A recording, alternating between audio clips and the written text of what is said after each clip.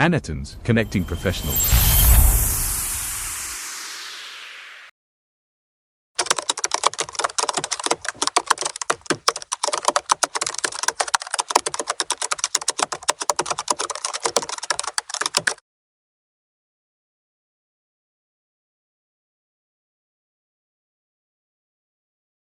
So let's cover two modules. We'll be gonna talk about the device enrollment, and then after we'll be talking about Entra Connect, right? So these are the foundation. We are going step by step. Till then, till now we have covered prereqs, what is in the background as an Intune, takes place, what are the services that are involved in, and what are the components that makes Intune as robust as it is right now, and how the cloud capabilities are being uh, coincide with this, and all those 15 type of enrollment methods which are available in Intune we already talked about, right?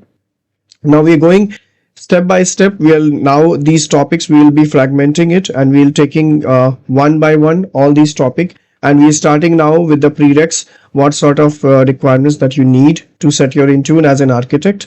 Okay, so first thing, you understood about the background, right? How Intune works. I know that this is the in-depth course. What I'm talking or what I'm giving on Udemy, Coursera, or YouTube, or anywhere, you'll not find this much depth knowledge. Okay, so let's go recap. So we talked about device enrollment, right? In device enrollment, so this is the agenda. We will be talking more. We have only covered introduction, prereq, and types of enrollment. We'll talk about more about the compliance policies, configuration policies. We already discussed in walkthrough of console walkthrough, but we didn't talk about more in depth, right? Then app publication, Windows update rings, RBAC, and question and answer. Then we'll cover this session in 1 hour, and then we will be starting Entra Connect, which is essential to synchronize your identities and objects and attributes from your on-prem to cloud. Okay, so this is where we talked about the functional areas, why Intune is used, right? We talked about this is a device management tool through which we can enroll the devices. We can do autopilot. We can co-manage the devices, which is already there on-prem, which is being managed through SCCM. We can also do some remote actions, like we can wipe the device, we can delete it, so we can retire it. All these things we can do it from here, right?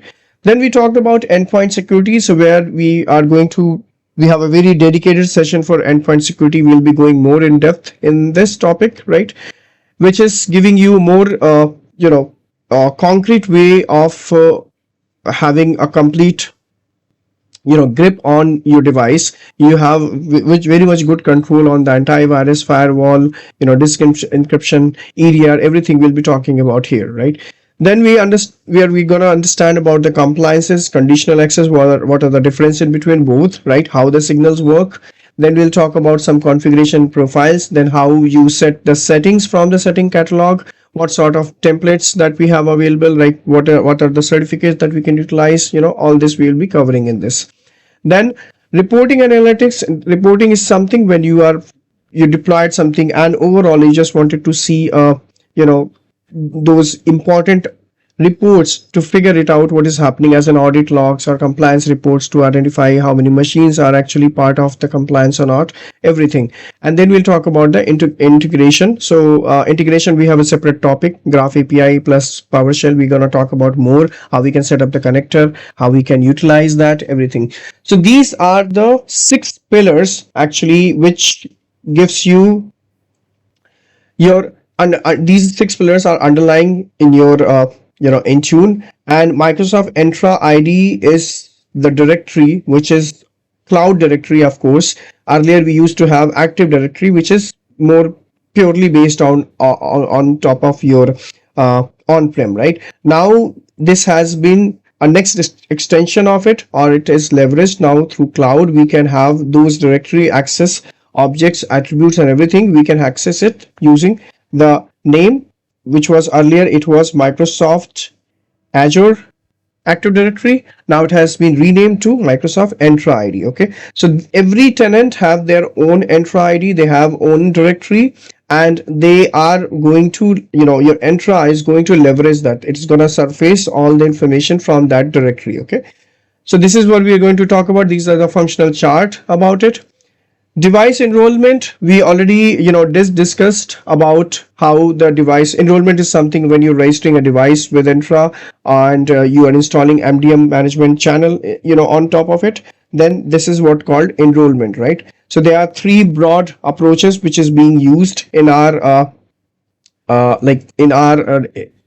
day-to-day enterprise environment, right? So first one, we're going to talk about the automatic. This is where you are going to deal with your Autopilot devices, or AD. We talked about for Apple, right? Automatic device enrollment. Then user driven. This is where your users who are actually using BYOD, right, devices. So for BYOD devices, they are going to install a company portal. Using that, they are going to user driven means user is doing all the action. He's following along the action items and he's running through it. He's following everything. That is what user driven, right? Here you can only educate a user. You can suggest like do this, that, click on next, do, but there is no intervention of IT as in we are dealing with, right? It's only pure user driven, right? Then bulk is something we talked about device endpoint manager, where we can have one person assigned as a managerial role, and he will be dealing with like 1,000 devices in a one shot. He can bulk upload in our Intune. Okay, these things these are the three broader approach. We'll be talking more in depth about it. So once the device is enrolled, the device is gonna receive the compliance policies, configuration profiles, and applications automatically. Okay, nothing that we are going to do any manual setup after this. It's all gonna be its own, right? Next is we're gonna talk about the prereq. So yesterday we already dealt with not yesterday, previous class we dealt about how to establish a connection with Apple, for Apple platform, how we can establish Apple push certificate right from the portal. We renewed it, we set it up for annual 365 days subscription, and in that we ensure that yes, our Apple devices are connected and there should not be any lapse. Means the certificate should not be expired at any cost, and you should be having the same user Apple ID which you are using currently. The same Apple ID will be used when you are again re-enrolling, or you certificate got expired, you're re-enrolling the certificate again, right? Plus for enrollment, the basic criteria is what your users should be owning a license. Okay, without that, if there is no license assigned for a user, then he will not be able to enroll a device, right? Then your MDM authority, we already talked about, it should be set as all, right? If it's set to none, right, so it will not work. So it should be always set to all, so that your Intune becomes the authority. And I'll also show you in Entra how you can confirm that your Microsoft Intune is the right authority, right? That is going to manage the entire device or your different platforms. So we'll talk about here enrollment restrictions, and we'll talk about how your device management works. So this was something device enrollment. Next, we're going to talk about three major platforms, or the three major devices which you are going to come across and you're going to deal with them, right? So first one is majorly being used Windows, like it's available everywhere. And for Windows, primarily this one, Windows Autopilot, it's heavily being used nowadays. Okay, what is the beauty of this Windows Autopilot? This is where you directly purchase the device from your OEM or your vendor, and you're shipping it to your user without doing any customization or any operating system deployment or any OS image redesigning. Okay, everything, you're just buying it from one hand, you're buying it. So this is, for example, this is your OEM, you bought from him, right? And you send this to your user. That's it. There is nothing that is in mid of it, right? Then hybrid Azure AD join and infra join. So those devices which are already there on domain, on your on-prem domain, and you want to give them capabilities to use cloud, that is also a possibility, right? Then co-management and configuration management. So this is where we talked about managing the on-prem devices. So if you're using your SCCM and you want to manage those devices which is already managed through co-management, being SCCM, that will be co-managed. Okay, so co-management will be talking more about in depth. Then from Android, so Android, we can have a Android enterprise, the new way, a modern way of enrollment, in which we can have a fully managed device, correct? Then we can decide which profile should that device own, whether it should be a work profile like company owned, right, called as co, or it's gonna be BYOD, right, bring your own device, which is technically user is going to purchase the device and he's going to use it, right? He has complete ownership on that. Then we'll be talking about kiosk device. Kiosk is something which is called KOSU, which is for a single purpose and single unit, right? Then we'll talk about iOS devices. So iOS, we'll be understanding how automated device enrollment works, right? And how we can integrate this with Apple Business Manager. So Apple Business Manager takes ownership, and where we go and change the settings and all that, we will check it, right? Then here in Mac or iOS devices or iPad devices, again, you have this flexibility to install company portal on any device, okay? And you can enroll your device without any other setup, okay? Simply you just download the company portal and get your device enrolled, right? Then user approved enrollment for Mac OS. So I'll show you, like if I can have one Mac OS, I'll show you how does this work. So user will approve the enrollment on Mac, and Mac OS will start, he'll start enrolling the device. Okay, so this is we already discussed enrollment, device enrollment type. For Android, we already did discuss that if we need to have our own device enrolled, then what you need to do first, you need to go to managed Google Play Store.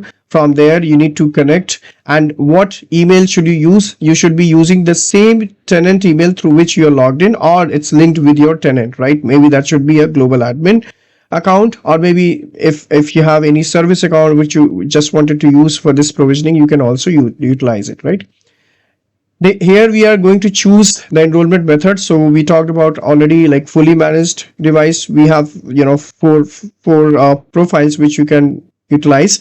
Then create enrollment profile. This is where you can create, either you can generate a QR through the QR code, or you can have an enrollment token, or you can directly register a device with a zero trust provisioning. Okay, we'll be doing the demonstration, then we will understand about it. Then device check-in. So we understood how the device gets the policies, how it installs the application and all. It syncs the policies from SCCM, which is called Firebase Cloud Messaging, right? I have already discussed this in detail at the initial level when we're doing the introduction. So fully managed devices are entirely corporate controlled, means that your company is purchasing that device. So of course they have complete ownership on the hardware and software, and whatever work profile that they are giving you, that will be again in an isolated container, which means the corporate application will not be compromised. Or at any cost, if you are using your personal device also, there should also be a container. So you have one full device in this one container, which is going to have all your corporate applications, but it will not interfere in your personal personal profile. So that way your IT will never have access to your personal stuff, your images, your contents, your documents, files, whatever you have kept, that will not be compromised, right? So this is automated or Android enrollment. We already talked about it, right?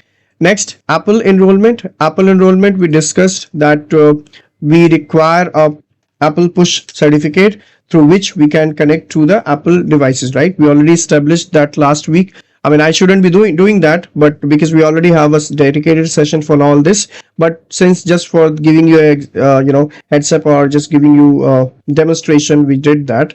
And this is where we require an Apple Business Manager. Apple Business Manager is something that is free from Apple, but it is being controlled from your Apple directly. So you should be owning an organization, okay? You should be verifying your account. You should be having a complete compliances, and you should follow Apple business policies, right? Otherwise, if you're not following along, your account will not be approved, and Apple have a complete rights to remove their ABM access, right? So we did try to set it up for our own, but there is something that, I'll talk about it. Well, I'll show you. You need to verify as an organization yourself, and if you're not verified, then your subscription or your ABM access will be revoked in 15 days or something, right?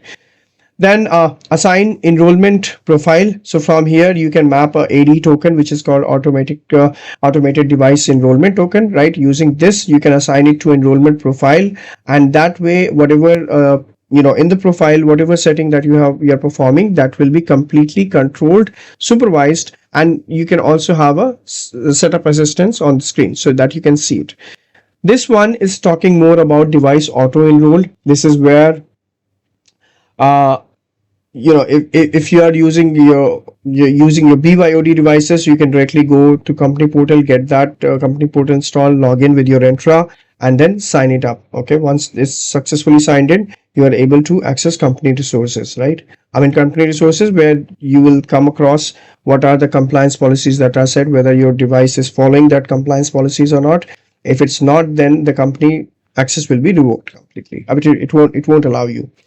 Right. So AD enrolled devices are completely supervised. We talked about it, like one device which is given to you, that owned by company and given to you for your work purpose, that will be completely supervised. This is where we can also have a locking deeper management, where we can set one single app mode in which the device will be acting as a shared iPad, maybe a shared device.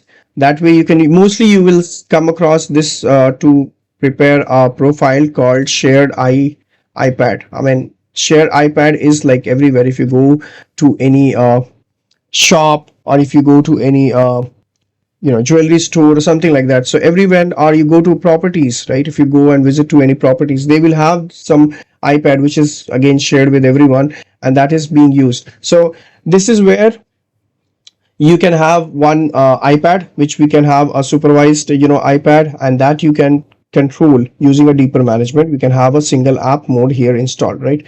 And device purchased outside, then Apple's authorized channel cannot use AD and fall back to user enrollment. So at that moment, maybe if the device is not directly purchased from ABM or from the reseller its own, then you will use a Apple configurator, or they can have it enrolled through a different set of methods, right? So we'll be talking about Apple enrollment.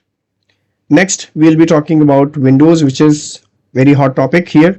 So Windows enrollment is something that we are going to use like in any organization. You're going to use it 99%, right? And 99% Windows Autopilot is now whosoever is appearing for interviews, they might have heard the first question they will ask you: how would you set up the environment? How would you convince a client to go for Windows Autopilot? Why not with OSD? And what is the benefit of Windows Autopilot? What are the prereqs to set up Windows Autopilot? What are the licenses that are involved in Windows Autopilot? And if I have my devices in on-prem, how can I move those devices? Or how can I utilize my Windows Autopilot benefits here? And if I want to return my devices, for example, if those are on Windows Autopilot and I just wanted to return back to the same on-prem, then what are the steps? So all this thing you will come across, and this is very common questions. There might be some other issues they may ask you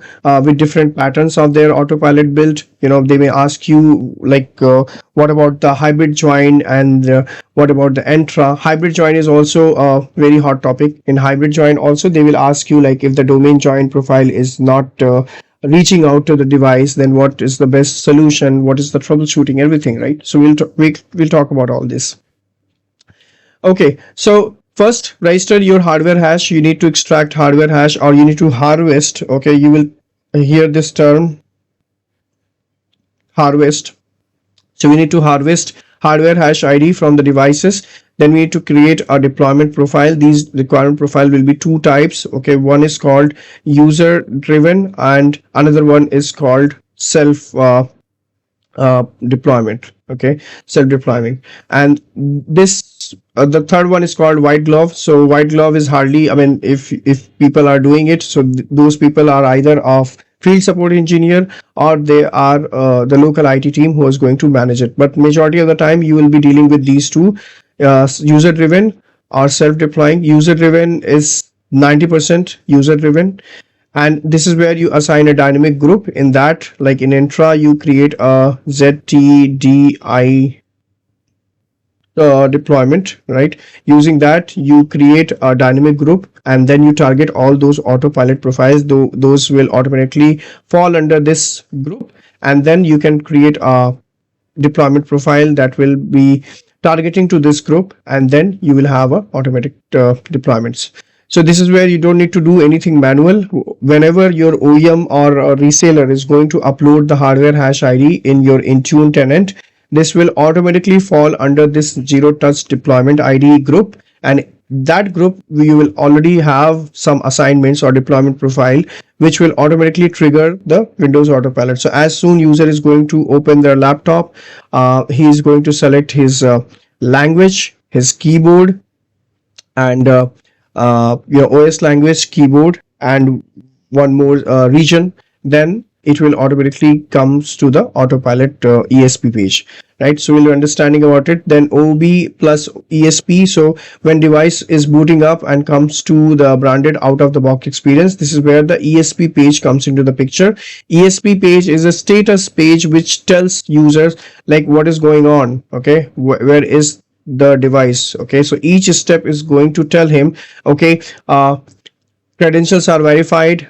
Okay, then it will say that your account setup is done. Then it will say that application got installed. Then it will say, okay, configuration profiles and network join is done. Then it will say, okay, this is the final setup, your device is joining to domain, and then you are going to get the final prompt where you see that, okay, your device is successfully booted up, and it's showing you your desktop wallpaper, your company wallpaper, whatever, whatever it goes to, accordingly it will show up. So user driven mode is for the standard corporate laptops, and 90% you are going to deal with this, right?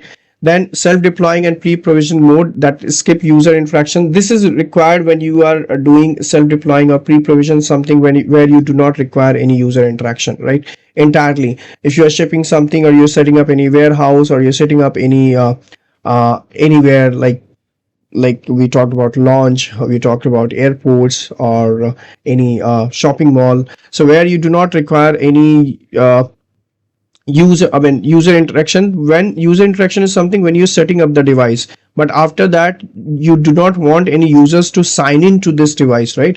They can simply go scan, check in and all. They shouldn't be logging in with their login credential. So that is one. So this is best suited for kiosk machine, and we talked about like shared devices where one user is logging in and then he's logging out.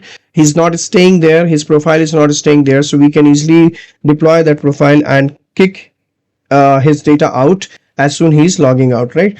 And white glove is something, for example, you are informed like this is July, right? In August, for example, August, we have some 200 users, okay, are going to be with organization, and they wanted that laptop. So 200 users data you already have, right? You know their email address and everything. So now we have at least 1 month of time, right? I mean, if per se, like if they are going to come on 28th of August, okay, just for example. So I have enough time for those users. You can set up the devices before they even come to your organization, right? Even though they join in. So that is what called white glove, where your IT will do everything. They will install application, they will do some configuration, everything they will do. Then again they will pack the laptop and they will seal it, and whenever the user are coming, they are going to give them, so they will unbox it and everything will automatically be there. So they don't need to spend time again to reset up everything. So that is what called when Windows Autopilot, right?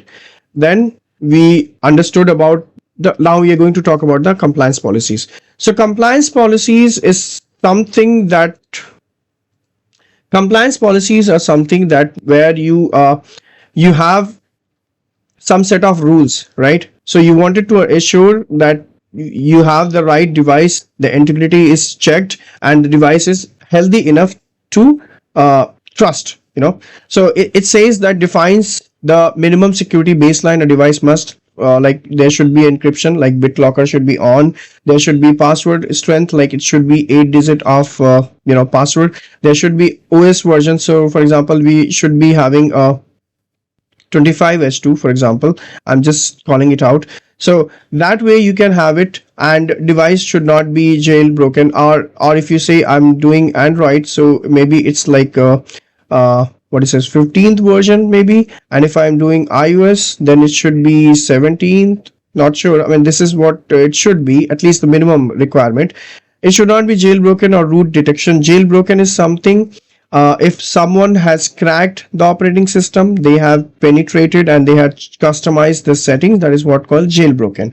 Root detection is something like there is some there is some malware or something that has been rooted in the operating system, just to that will start getting access to all your files as soon it connects to, and it starts penetrating over the network, and it will start doing the damage. So root detection and all that will be checked by compliance policies.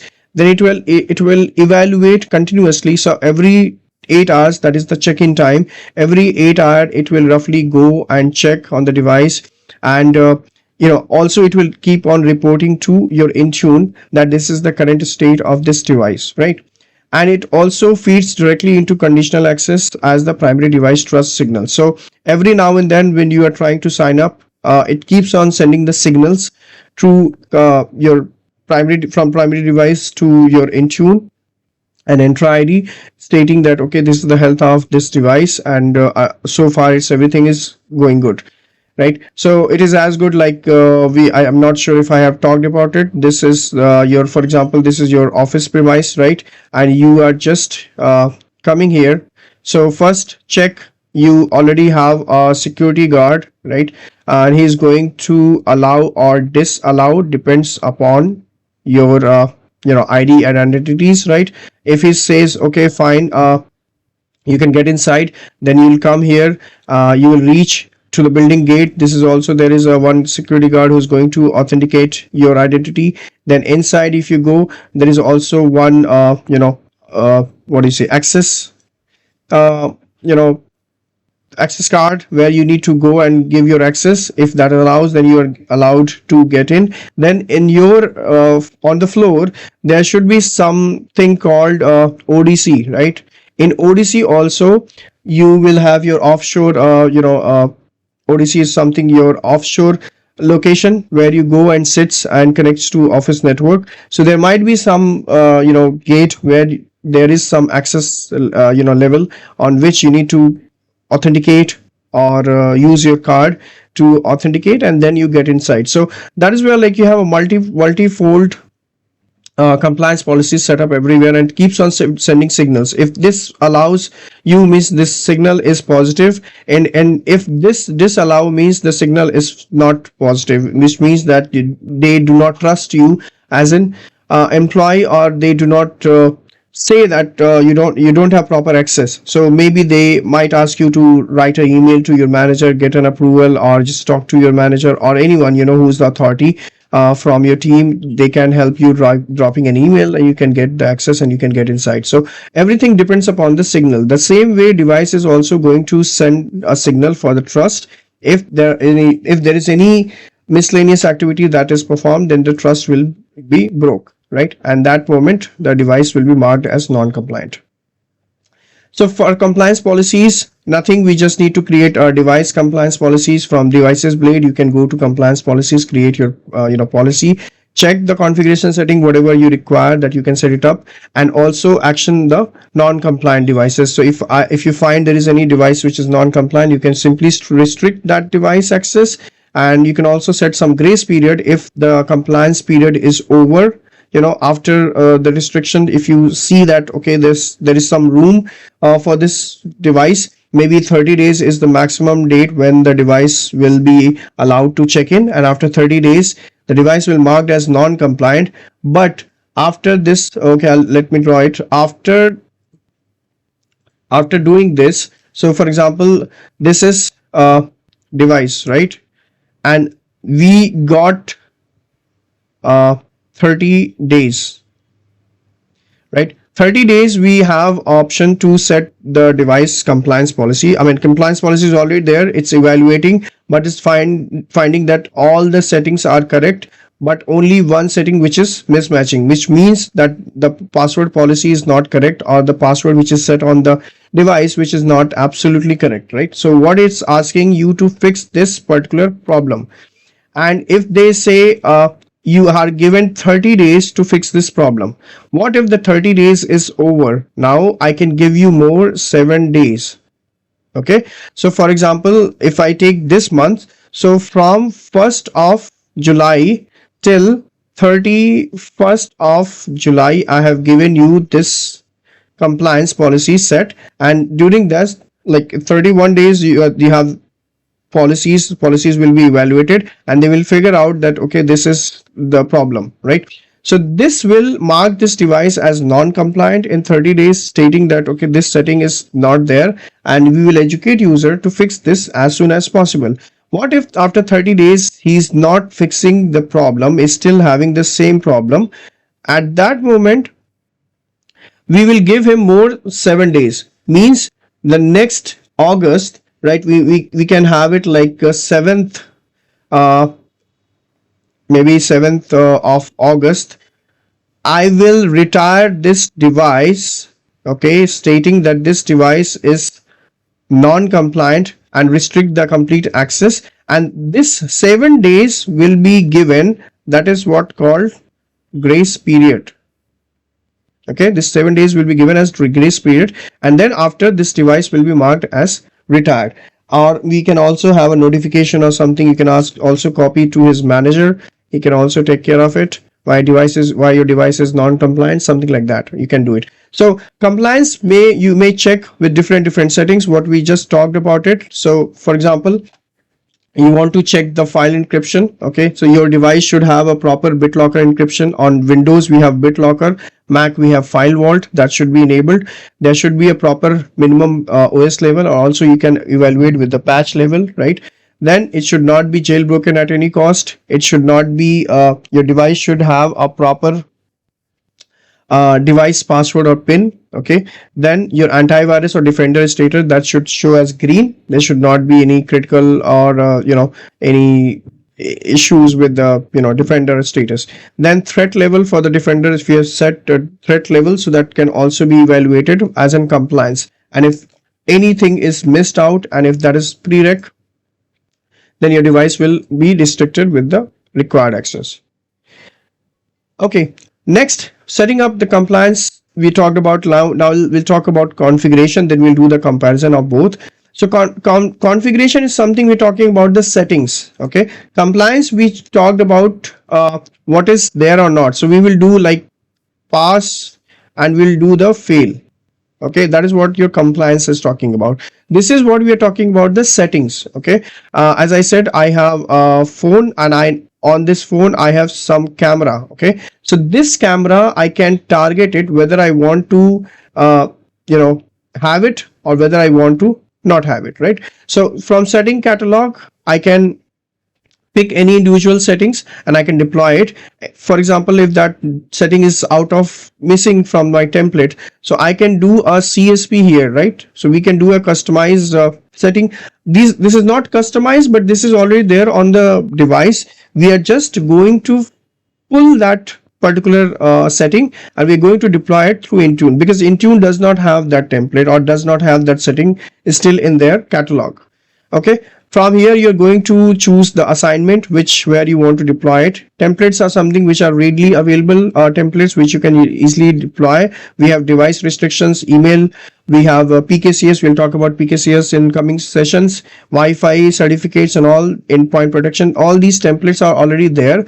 It is as good we talked about the pizza, right? So pizza, we already purchased it, we already have everything here, we just need to put the toppings accordingly. Restrictions, as we said, we just want to turn on and turn off toggle between turn off and turn on, and then you can utilize that setting, right? Then if there is any conflict handling, then configuration profile will help you, deal with that. If there are two profiles which are having the same settings, then it will report a conflict, and using that report you can neglect the one, or you can remove that, and it will take the precedence of the one which is having the higher settings or configuration. Then we have something called ADMX. ADMX is administrative templates. We'll talk about maybe a Chrome browser. Okay, we will do the we will do the demonstration. They will talk about it. This is something, a group policy style setting. So if you need to deploy anything for your Edge, Chrome, or any other application and that have ADMX, okay, so that ADMX we can utilize it for the deployment, right? And monitoring is something, this is where you can look at the blade, which will tell you whether the policy or configuration policies got succeeded, they got errored out, there are any conflicts, if there is any pending counts that are down. So all this we can go particularly, or granular report, we can go individually on that device and we can figure it out what is the problem. Okay, so this is something, device configuration, that you're going to come across. Device configuration compliance policies is your day-to-day activity. Okay, you're going to perform this. Okay, so now next is something called conditional access. Conditional access is something we talked about, it's again a next level of enforcement layer, in which we will first deploy this conditional access to a certain users and group, right? Then we'll choose which cloud application we are allowing for conditional access, and then we will set some condition. If the conditions are met, then the control will be granted, and if the conditions are not met, then it will stop it. And majority of the time, whenever you are setting up any new conditional access, always go in the report only mode. Okay, this is where you go and review the sign-in logs and see how is the conditional access performing. If you see that okay, it's working fine, then you can choose it on, okay, completely in the production. And if you're taking it off, okay, for example, there is already one conditional access policy which you just wanted to set it off, right? So first move that to a report only mode and then you set it off. Okay, accordingly you can judge it and then turn it off.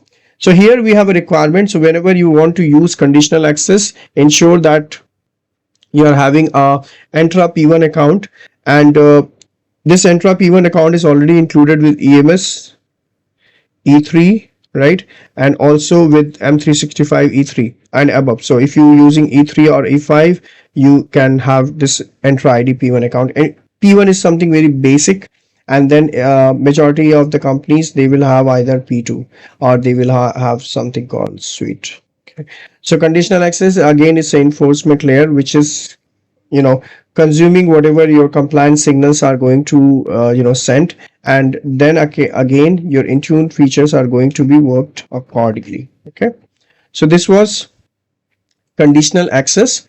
Now let's understand the difference between, this is an interview question and everyone gets confused while answering, so pay attention here. Okay, compliance policy is something which lives in Intune. Okay, it's not part of Entra, don't get confused. It's not it's not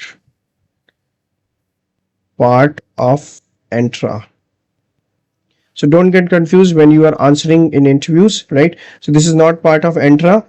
Second thing is, it evaluates the device health against the defined rules. So as I said, where we play Olympics and other games, right? So we have certain criteria, like the candidates or the player should have at least 18 years of years, and he should having this much weight or something like that. So there are some defined rules, and this compliance policy is going to evaluate that rule. If that rule is if that rule is right and the person is following that, he is evaluating and this person is positive for that rule, then only he will be given granting access to further.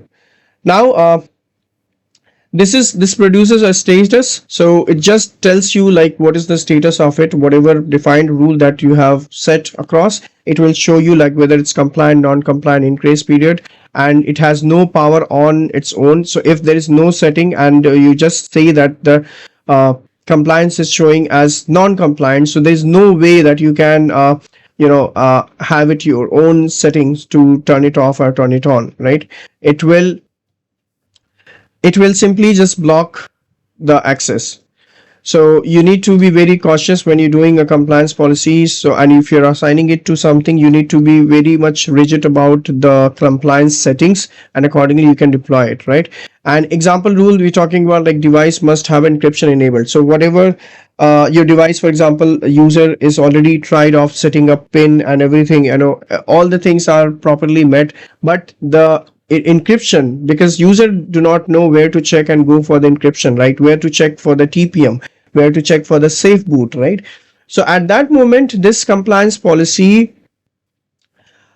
will evaluate that device and it will marked is as non-compliant. Okay, this is because this is a core baseline policy and it will mark as non-compliant. So your users will be blocked access to do anything. Why? Because this particular setting is not available.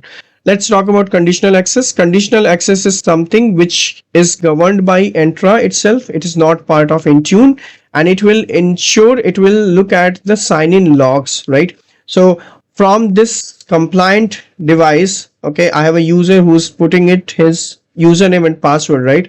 So it is going to evaluate the sign-in context, whether the username and password on the device and from the location is right or not, or the application which is being used. Sometimes, for example, I'm not using a company portal which is downloaded from a Play Store.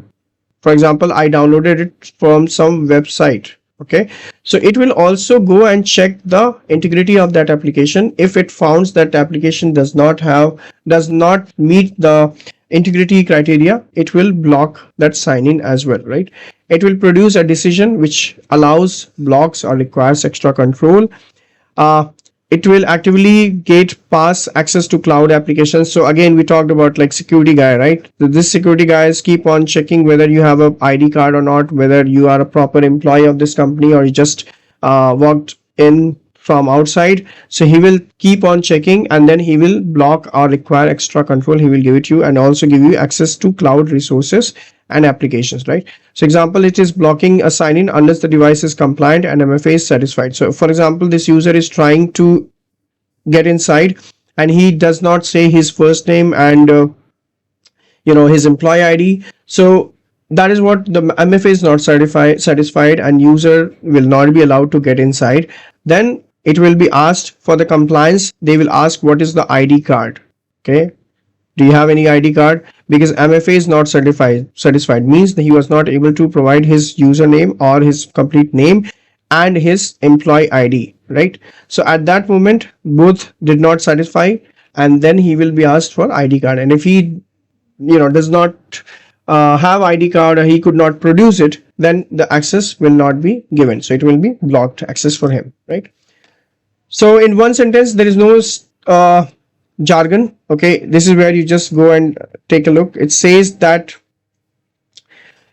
compliance tells the story of the device health. Okay, so when you visit to a doctor, right, there's one compounder who's just doing the basic checkup and tells like, okay, doctor, this is the current health. He's having this much fever, he's having this much BP and all, and this is his current state. Okay, then conditional access or the actual doctor is going to decide what to do with that story. Okay, whether he's a severe case, whether he's a normal case, like by giving a simple a crocin or something that we can fix his, or dolo, we can give him a paracetamol, we can give him and just let him go, or should we admit him for any treatment, or if this is critical, then we can refer him to any other hospital, right? Like, so the same way this conditional access and compliance policies works together.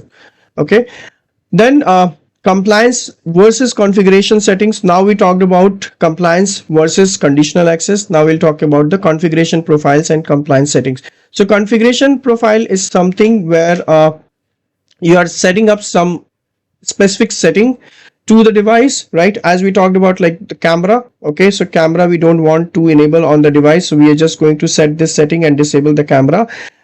This configuration profiles are not compulsory. Okay, first of all, we are just pushing a settings. It does not grade them. It does not say that if the camera is not having a SD pixels on it, or it does not have a 60 frame of rate, or all this. So it will not judge all this. It will just simply push that setting. That's it. It does not need whether that got it successfully installed or not. Something, he's not going to set a compliance out of it. It's just need, role is to deploy it, right? So this is used for admins to configure the device, mainly when you're setting up restrictions, right? So no pass, no fail outcome will come. This is only going to tell you whether it succeeded, error, or conflict. That's it. There is no action plan. Okay, there is no action that you can define with this to do. Right now, here compliance policy is going to look at the configuration profile. If this is something which is there, the device will be evaluated against the state of that device compliance or configuration policies. If it says that okay, camera is still on this device, which means the device is not passed, right? So it will be failed for the baseline, and it device is not satisfying that or meeting the criteria, correct? Then it will be used by admins to enforce a settings mandate to grade device health. Okay, this is where admin is going to enforce a setting which is mandatory from the tenant wise, right? And you do not want to compromise on that, or you do not want to compromise enforcing that base settings. Then we have status consumed by conditional access. So whatever conditional access is going to tell, the same thing is going to put here in compliance policies as well. So compliance policies, conditional access, they all work together and parallelly. Okay, compliance takes good role of it in managing things. Now let's assume like we have a dedicated session for app management. We'll just talk about some basic app types here. So we have something called Intune Win. Okay, for all Win32 applications or Win application types, we are going to convert them into .Intune Win, right? Then we have something called line of business. So if you have any organization's own enterprise application, that is called as line of business, or if you're deploying any MSI, or you're deploying any Android applications, or you're doing any IPA for your Apple devices, so all this falls under line of business, right? There are some Microsoft stores, there are some Google Play stores and VPP tokens, VPP applications like volume purchase program from Apple, so that is there. Then we have also something called Microsoft 365 applications. This is especially for office apps like Outlook, Teams, SharePoint, and all those related stuff, PowerPoint and all, Excel. Then web links is something when you are directly hosting a website or something and you're just keeping that in a small format called web link. It's just a shortcut, nothing more than that. Then these deployment, when you're doing it in the tenant wide, so there are three modes which are available. One is called required, in which you can silently deploy that application, okay, and it will be automatically deploy. One thing just to now we are talking about this, Intune does not entertain any user interactive deployment. Okay, always keep in mind, if your package is demanding for any user interaction, right, while installing, there should be someone to put the proxy URL, or they should be clicking on next or clicking on skip or something, that Intune won't entertain. Okay, Intune goes automatically and there shouldn't be any user interaction. Then next we have available modes. In this available mode, you can have that application make available in company portal, and then users by themselves willingly they can go install by their demand. Okay, and uninstall is something if you just put the devices into the uninstall section or scope, right? This is where if there is any application which is installed, you just simply go and uninstall it. Recent what I say, enterprise level experience, I would just share it. There's one application which was not supposed to be on required mode, but that got installed on every machines in the environment. So what happened, there was a request raised by the security team to put those users group in the uninstall mode, so that we can remove this application without disturbing or without reaching out to users, right? So that way we are going to manage applications, right? Then in application there are two major settings which you need to talk about, and we need to know that, right? First is something called MAM. So MAM, we have very dedicated sessions, like 4 hours we are going to talk about this. MAM, where we can set application that will require a pin or biometric, so opening it. So MAM is something when you are having a complete governance and control over the application. Okay, this is where you can set a pin for that application, you can set a biometric. So whenever that application is being opened, they will ask this pin. If the pin is not there or biometric is not enabled, then application will not opened. Then we can also encrypt this using this MAM. We can encrypt the data inside of this application, and we can also restrict, copy, paste, save as, and all. Then we can also enable selective wipe, so it will only remove the corporate data when we are offboarding that user, and it will work without. So we do not require the device is enrolled or not. This is what called without enrollment. We can have that user's device fully controlled using this MAM policies. And app configuration policies is something, for example, app configuration is something, this is my application, right? So MAM policy is what going to say, this is my device, right? On this device this application is installed, right? So on this device we already have a MAM policy deployed. Now what will happen, as soon I will launch this application, it will ask me to enter my pin. Okay, it will ask me to enter my pin, so I need to choose which pin I am going to refer it. If I say I am successfully validated, I got the pin successfully entered, then it will ask me for the configuration. So for example, I have some username, password, then later on it will ask me to provide a URL to connect to a proxy. Maybe there is any proxy or there is any URL for, maybe you're connecting to Citrix workspace, something like that. So here you are going to get that URL which is pre-configured because of the configuration policies, right? So now this will be delivered to managed devices or managed application. Both way this configuration policies can be created. You can also have your own XML or JSON file using this notation. We can have we can pair the key values, and accordingly we can target this to the devices. We can also reduce the help desk ticket by doing this, some few tasks which is usually done manually, like this application policy proxies and all, we need to set it up. All this we can automate. Then we can offer this with app protection policies with the fully governed app experience. So we can pair different protection policies, so both we can club together, okay, and both we can utilize while setting up in app management.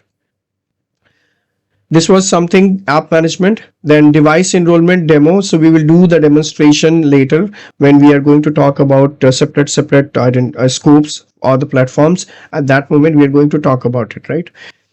Windows update ring is something when you're deploying Windows. So Windows update is also coming in your architect level, where we'll be talking about separate sessions, like it's gonna be 4 hours nearly, where we'll be talking more about what are the rings, why these rings are available, what are the updates that we can usually go, what is auto patch, what is Windows update for business, how was that updates going to happen earlier, used to happen when we used to have SCCM familiarity with WSUS, right? What is the key difference in between both? That will be talking about WSUS and Windows Update for Business, and only Windows Update. Okay, the three terms we'll be talking about more detail.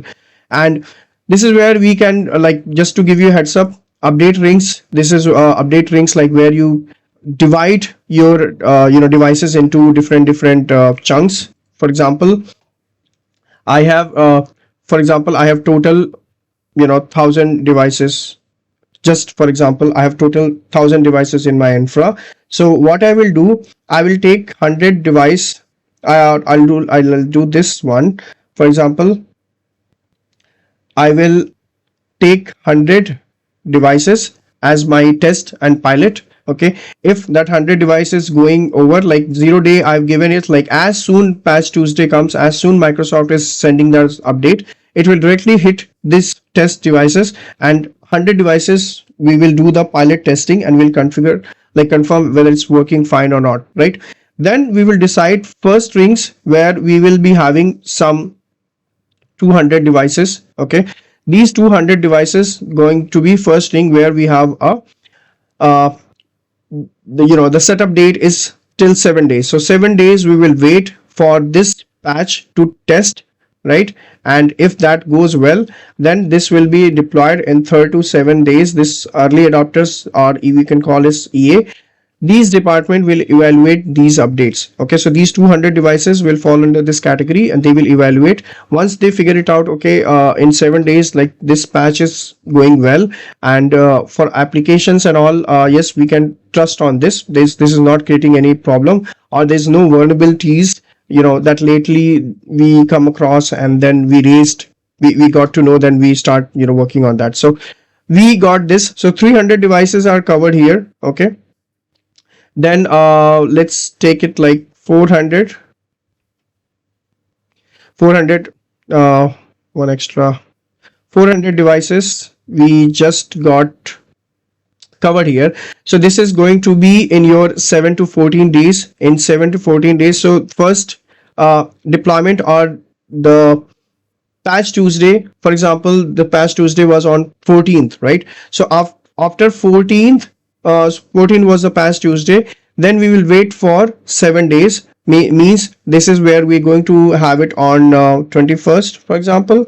This was 14th, and then later on 15 days, so maybe 31st I will have this on my first ring, and then broader ring when we are going to deploy this on a broader note, so we are going to have it in 30 days. So my calculation says if it's 14th was the past Tuesday, so next 13th maybe August, which is where you need to go with broader ring. So whatever the rest of the devices, that will be falling under this, and that will be considered for the complete rollout, production rollout in your environment, right? So when you're doing any feature updates, so we have a deferral period of 365 days, right? 365 days, you have options to defer that update. Maybe you don't want to, or you just wanted to keep it for the testing. If that works, then you go and gradually update it. If not, then you can revert it. Maybe you have a different period, you just don't want to do this, so you can defer it for 365 days. There are some deadline grace period, we'll talk about more on this. And quality period, quality deferral is 30 days. 30 days you can defer that quality update if you don't want to take it now, and after 30 days it will be mandated that it will be deployed automatically, right? And then there will be a deadline, and there will be a grace period. Okay, we'll talk about it. And servicing channels, so mainly this is available in general availability, we can talk. So quality updates, feature updates and all, we'll be discussing more in detail in our coming sessions, right? For the audit purpose, we already talked about it. So when you are doing as a tenant administration, or you working as an architect, so it's your whole and sole responsibility to look at the different blades, look at the audit log first of all, look at and see like who did what in your environment, and if there is any damage caused, maybe you can stop it then and there, and you can tell like or maybe you can set up a multi-admin approval as well, so that way you can approve and disapprove those requests which are coming in your environment, right? What is captured? So in this audit log, so actor as in like who, the person who actually performed that action, that will be actor. And then activity, whatever he did perform. For example, he did change something, he deleted something, right? Something which he did change, and that will be counted as activity. And which target resource, like on where he did that, right? So as you say, last date of your company, right? You are working as an Active Directory admin. I'm not you, I'm telling that in person.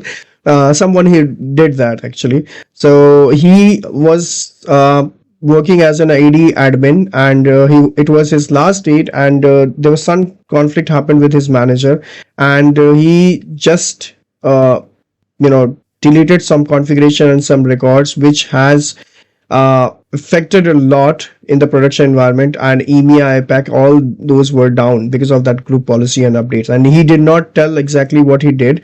And later on, like when they looked at the logs and they figured it out, okay, this was the guy who actually did that, and these are the resources which are blocked because of the company or the group policy. So that way we can figure it out what operation you're going to perform, and before and after you can capture that log and identify, you can fix it. Retention is something that this is where the audit logs retained for certain date of time, and if you want to export more logs for the long term, so you can also do that using the log analytics, right? Log Analytics and Sentinel, these are the combined one. Usually you can get it from Azure Monitor, and the dashboard you can look at the alerting system. You can identify the compliance evidences, which for the long term that you can utilize it. Graph API is something you can use it for the automation piece of work. You can create your own custom reports. You can have the integration with SIM, and also we'll be talking more about in Graph API section. Why this matters? Why? Because whenever you are looking at in the environment for administration, especially in end user computing, so there are plenty of people working with a different set of roles, and they have their capabilities of managing things, right? So you being a senior resource, you being as an architect, it's your whole and sole responsibility, because you have a more power than anyone, right? So you better can identify the least privileged account, what exactly they did, and if accidentally or by the human error they did something, then you are going to fix that problem, right?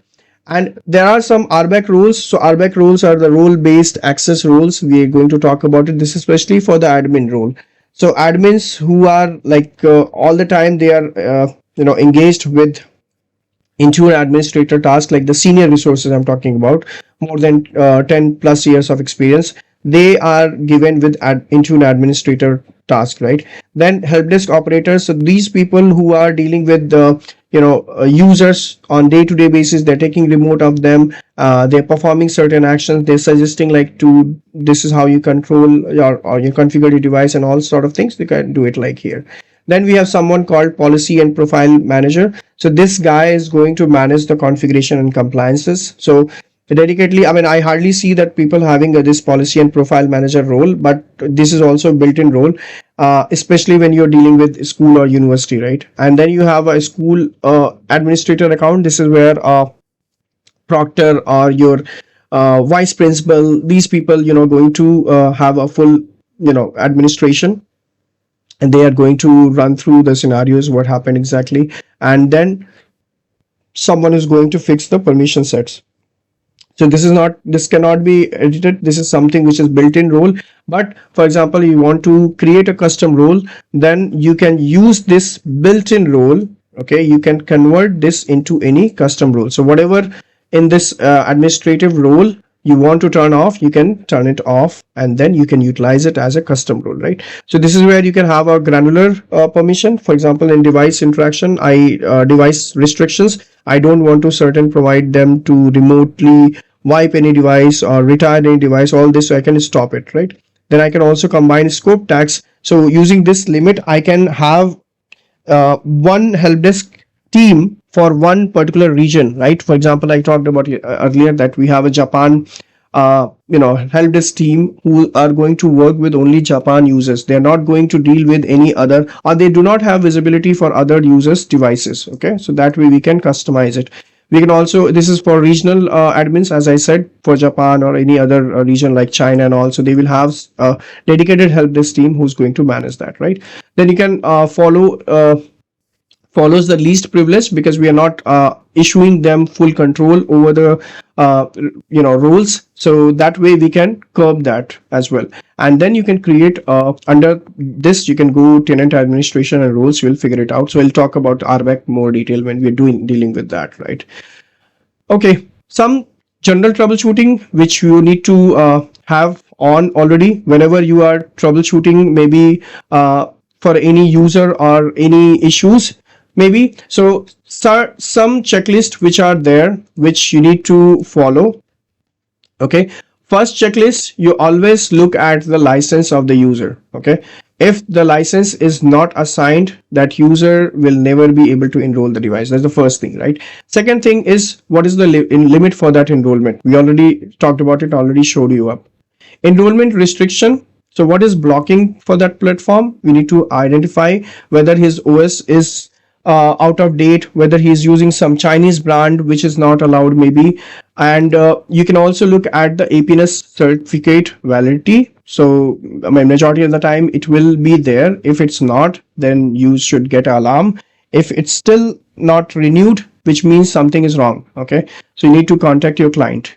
Then device shows as recent check-in. So device should show the latest check-in. Sometime it happens you are troubleshooting a device, okay, which is no longer being used by that user, for example. And for example, he's having two iPhones, okay, one he's using for enrollment. On all of a sudden he realized, like, okay, I shouldn't be doing this, I should be doing the another one. And you on the call, because you figured it out using his VPN that this is the iPhone that he was trying to check in, and because compliance policy didn't roll out, so it was something issue. But always look at the check-in and do confirm with the user, okay, whether this one is or not, because most of the times they will get confused, because on the portal what you see and what they see on their device, there are two different things. So you need to identify with the timing when this time the device checked in. Then conflicting configuration profile assigned, if there is any, then it will create problems. So that way you need to take a look. IME logs, we already talked about at initial stage, like IME is something. Yes, Divakar, please go ahead. You're going to take break. I thought of giving a doubt session. Yep. I just want to ask, so we still required APN certificate for Apple devices which are connected through ABM, sorry. Yes.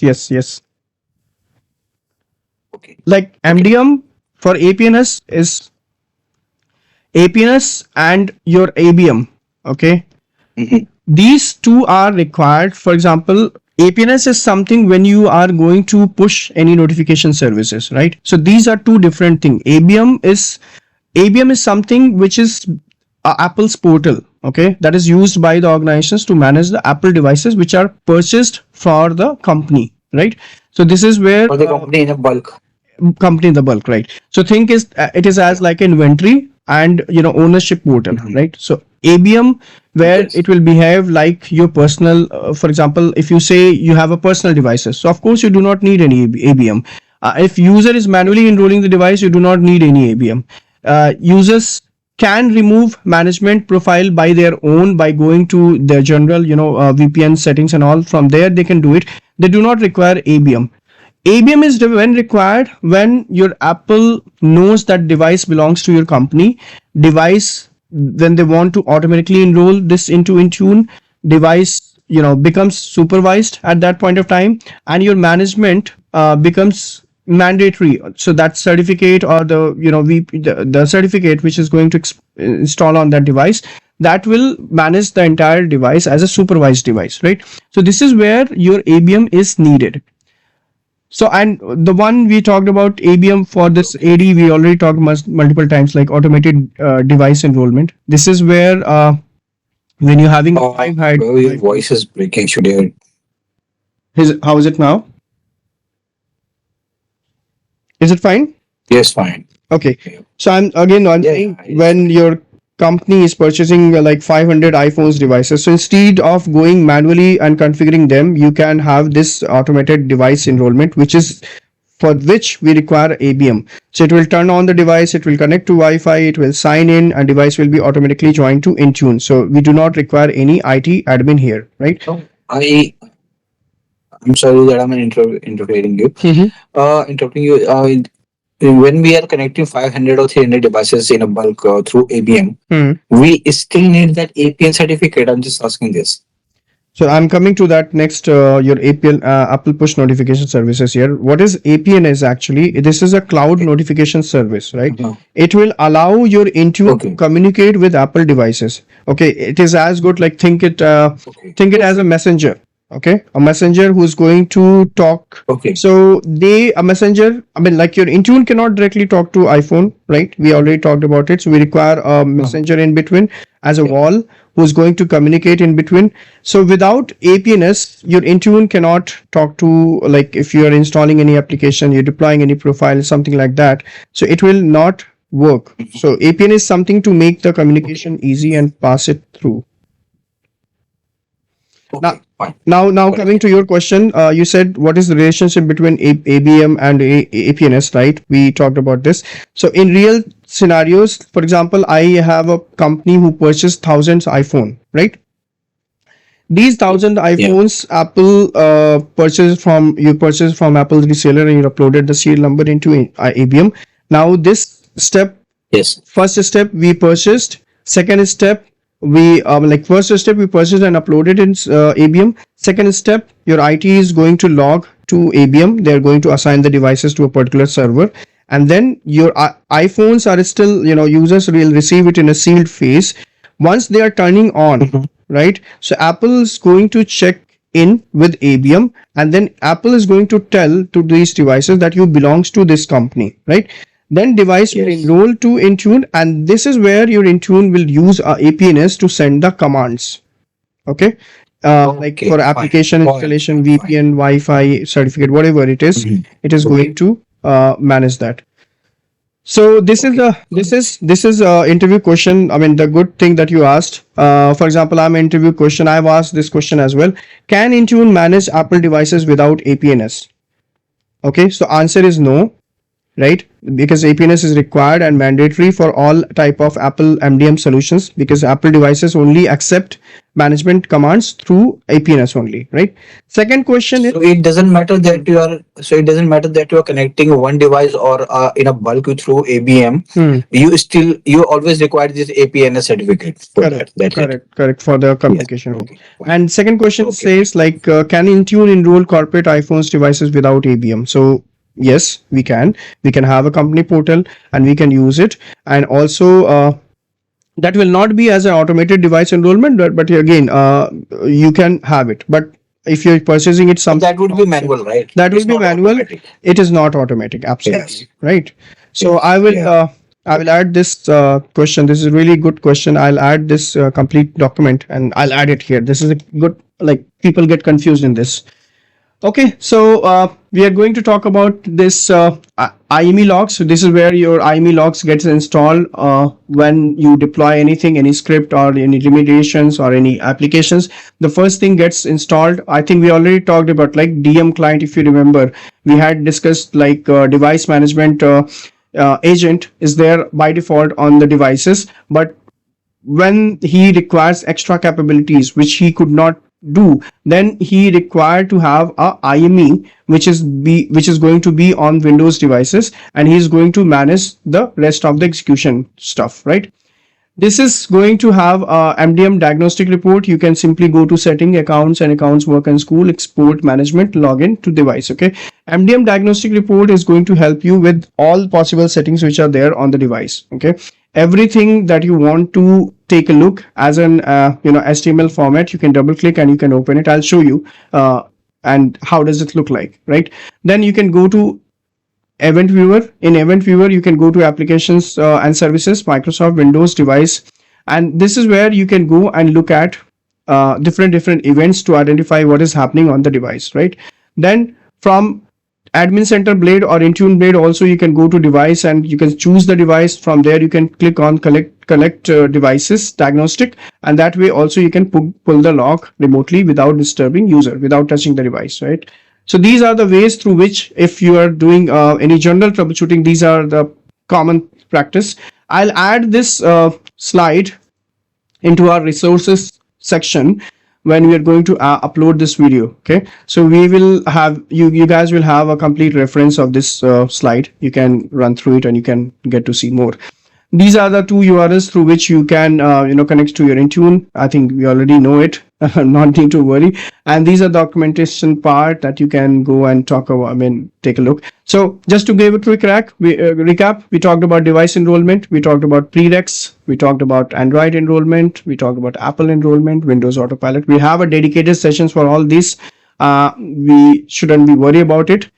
We are going to wrap it up. We'll take a break if you guys want, maybe 5 minutes, and then let's come talk about something Entra. Okay, sure. Okay, so I'll just stop the sharing. Let's connect in 5 minutes. Okay, what is time now? Uh, let's connect at 11:30. Okay. Yeah, 11:30. Yeah. Yeah.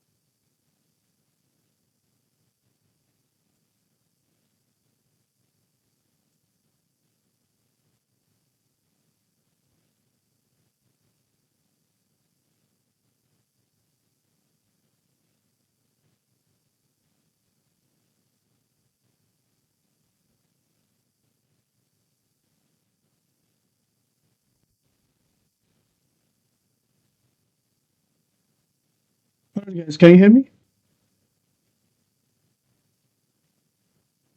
Yeah, hi. Yes, we can Hi. hear you. Okay.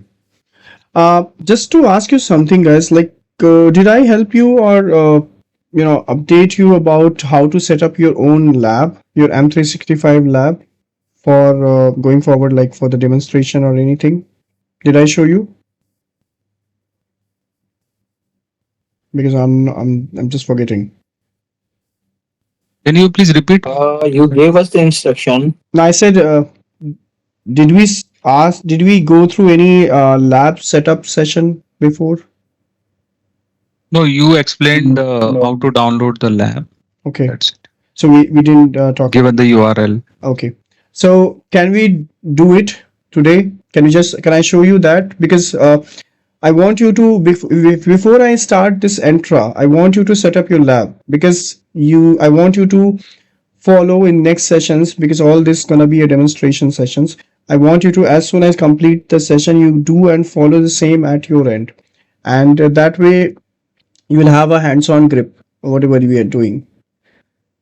So I mean, I can show you right now because I have already downloaded that setup. We can quickly go and run through that lab sessions. We'll also cover that, and then finally we can go to tomorrow. We are going to talk about completely Entra, and then we'll do the demonstration live on in the environment. Okay, if that is okay. I mean, I want you to be ready for the productions because now we are going to have advanced session coming, and from advanced we all be doing all this in hands-on. Uh, See, Vaibhav, right now I'm just facing some issues with my laptop. But if you want to demonstrate how to do it, I'll agree with you. Yeah. But for the lab setup, I will take some time to do that. No, that's fine. That's I mean, you can do it later, but this is something that I Yeah, wanted to show you right away because yeah, you can do that. this is something important. One second. Okay. Uh, one second. Let me check the link which I'm going to share with you. One second. Uh, Intune.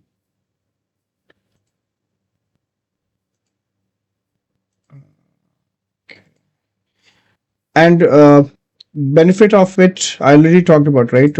What you get and all with this license, correct? I'll share my screen quickly. First of all, let me paste the link through which you can directly go and download this lab. Okay, this is the link that I have shared with you in the chat section, so please do check that. And I'm sharing my screen so quickly show you how to install your own lab, okay, on your system. So this is where you go and download the kit. Okay, this is the URL which I have pinged from here. The same thing you need to go and have it. So there are two ways of doing it. One is something called download environment. This is something around, you have a 26.8 GB file, I believe. Okay, and this is the document which explains about what is there inside of this 26.8 GB, how to use it. Okay, what are the users name and password, everything, it talks about it. So both you need to go and download. Okay, both are essential, both are important. Now once you download this something, okay, it also talks about something like what is the system requirement. So you need to have a Windows 10 or Windows 11 machine. Okay, that should be having at least 64-bit of lab edition. Then you require a Hyper-V role. Then you require an admin right on the machine. At least 150 GB is the minimum requirement. Maximum, I would say, keep it 300. Okay, because I mean, I have seen 300 is also something less. Sometimes it takes updates, it patches, and also it becomes very heavy. Then you require a high throughput disk. Your memory should be at least 16 GB. If it's more than that, it's very good. It's flawless because at times you need to have 2 or 3 VMs together, to process your request. And that way the RAM, if you're having 8 GB or 6 GB, whatever, it will not work the way it is expected. Okay, you will feel the lag while navigating to VMs. Then you should have a good broadband connection, of course, to download the content. So all this will be there. All this VMs, okay, the Windows VMs, they will expire in 90 days after the lab is provisioned, right? Also the servers which are going to be there, I think more than 120 days. Okay, so 4 months you will have the server, and Windows also will have a good amount of time, like 100 days or something. Okay, so that way it will be there, and every couple of months they keep on refreshing this lab contents. So if you're downloading it now, maybe in the next lab setup, maybe if you want, you can simply go and download it here, and you will certainly get the different version of it. Okay, now what they are doing, they're also updating the entire Windows server on this, right? They're also having a Windows evaluation version of it, so they are updating the softwares inside of this evaluation version. They are also doing some sort of Windows 11 if you require some required application that is out of date, so they are also going to give it to you for free. And this lab, you can use it for more than I would say more than 1.5 years. Okay, if you are using it if you're using it properly, you can have it 1.5 years. You can use this lab. Okay, so let me show you what I did. So I clicked on this zip download. Okay, this is what I clicked, and this is how the file look like. Okay, so this is the folder. This will come in the zip format. Okay, this will come in the zip format. You need to unzip it. It is 26.8 GB. You can see it, right? So in this you will get 3 files. Okay, the main file is this one, which is having a good amount of size. Then setup, which is we are going to run, and this is also another file extension, which file which is we don't need to worry about. Setup is the one which we require most. Now before doing this setup, okay, we require Hyper-V installed on the machine. And for Hyper-V, there is one script, okay, which you can run, and which is gonna help you Hyper-V, which is gonna help you running this. So you double click on it. Okay, I'll share you this. This one. This is the script which you guys need to. Okay, this is what you need to go. I'll put it in the chat section, right? What you need to do, you just copy the same script as it is, then make it in the text format here. So once you have a text format, later on you can simply go and do the extension change. Okay, so for example, for this is showing me like this. I will just select, choose it, and then I will change this extension to BAT. Okay, I'll change this to BAT. This is very important. Whenever you're changing the extension, this should be BAT. It should not be .txt, otherwise it will not work. And then it will ask you to change that file. Click on yes. Okay, that way the BAT extension will be changed, and then you need to run it on your machine, right? Once it's there, it will show you. I think I already shown you. I think there was one video which I had shown you earlier. That way he has configured this. He installed this in the CMD, and then this BAT file he ran, and then Hyper-V. We need to restart the machine, and then Hyper-V will come. So this is how the Hyper-V will look like. Okay, it will be completely blank. There will be nothing in the virtual machines here. Your machine name will come here, right? And some configuration which is required. So first configuration which you need to go is called Virtual Switch Manager. Okay, this is where you need to go, and for me, you're showing that this external. For you, it will be only corp and internet and default switch. Only 3 things will available. Okay, don't get confused. Corpnet, internet, and default switch will be there. External will not be there. What you need to do, click on here, new virtual, external, create virtual switch. Okay, give it a name, it as external, right?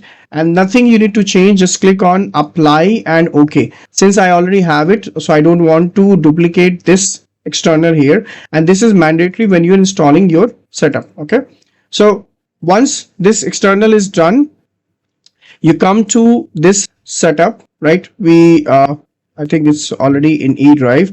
So E drive Annectens lab, this is the setup file. I'm just going to double click or just do a right click, run as admin.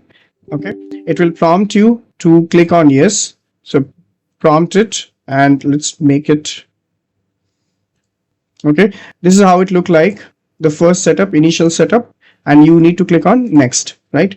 Next, we need to accept the terms of condition, which is shown up here. That's fine. I'm clicking on next. Now this is scanning my virtual switch. If you guys can notice, is scanning the local host for your internet connected virtual switch. If the virtual switch is missing here, you will get end up error message saying that virtual switch is missing, unable to set up your lab.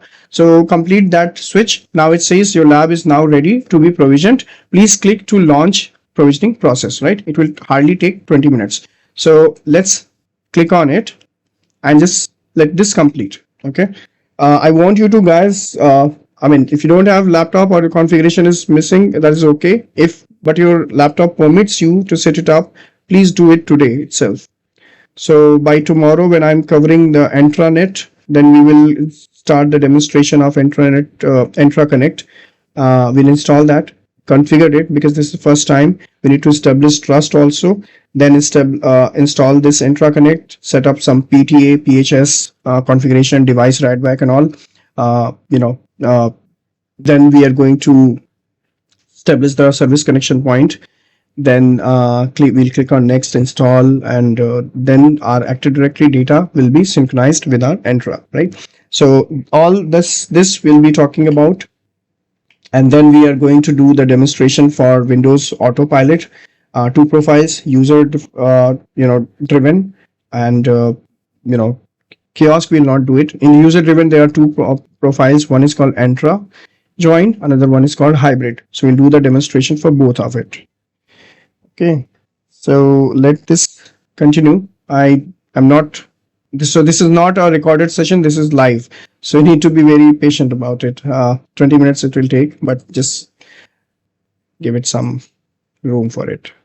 Meanwhile, if you have any questions, any doubt, feel free to ask. So, and also on we'll be talking about the complete sections wise, like what we have covered in so far in our courses, what we are going to offer you, and at the end, like we have segregated in beginner, advanced, architect. Then we'll talk about the AI integration, how we can use Copilot in it. Then we'll talk about security features like endpoint security and all, how we can use the antivirus.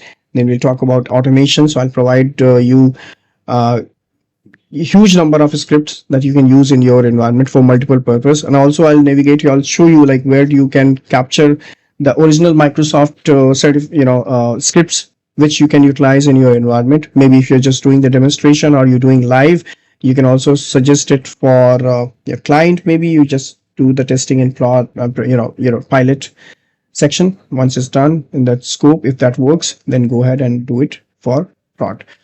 Plus, okay, whenever you are working as a Intune admin, or you're working as a L4 guy, or as an architect, always keep a check.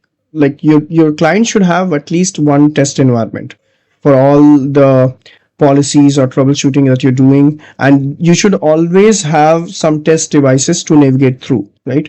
Because whenever you are doing testing or compliances, conditional access, anything you're doing, you shouldn't be doing it blindly on your VDI or any other devices, or someone is holding the device, you do not have any visibility what is happening. So always have a physical device with you, and always try to have test, whatever test you're going to do is in test environment, shouldn't be anything on the live, right? So that way you can avoid any conflicts, you can avoid any chaos in your environment, and you can preclude it, you can make it simpler, your life simpler. Especially, any questions from anyone, guys?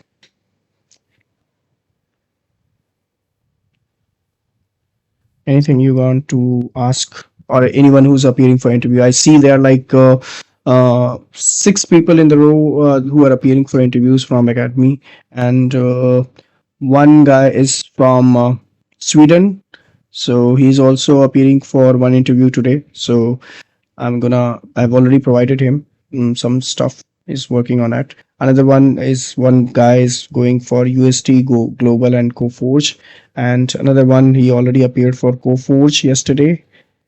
Sorry, day before yesterday, and yesterday he had already one interview that he completed. So I didn't get the time to capture his you know feedback on that, and so on. So we have openings in the market. We have openings for SCCM and Intune. We have openings for Azure, and we have also opening for Microsoft 365 expert, admin expert. Okay, so these are the core skill.